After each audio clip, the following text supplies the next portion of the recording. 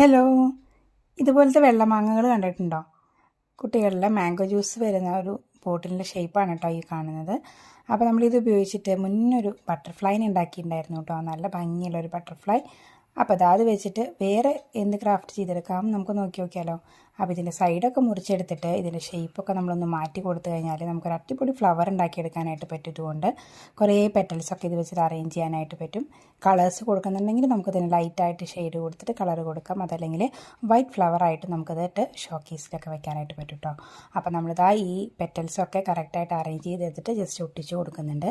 അതുപോലെ തന്നെ leaf colour പേപ്പറിൽ നമ്മൾ മേക്ക് ചെയ്തിട്ട് ഗ്രീൻ കളറൊക്കെ കൊടുത്തിട്ട് ഇതിൻ്റെ അടിയിൽ അറ്റാച്ച് ചെയ്ത് കൊടുക്കുന്നുണ്ട്. ഒരു കമ്പിയിൽ നമ്മൾ ഈ ഫ്ലവറിനെ ഫിക്സ് ചെയ്ത് കഴിഞ്ഞാൽ നല്ല ഫ്ലെക്സിബിൾ ആയിട്ടുള്ള ഒരു ഫ്ലവർ റെഡി ആയിട്ടുണ്ട്.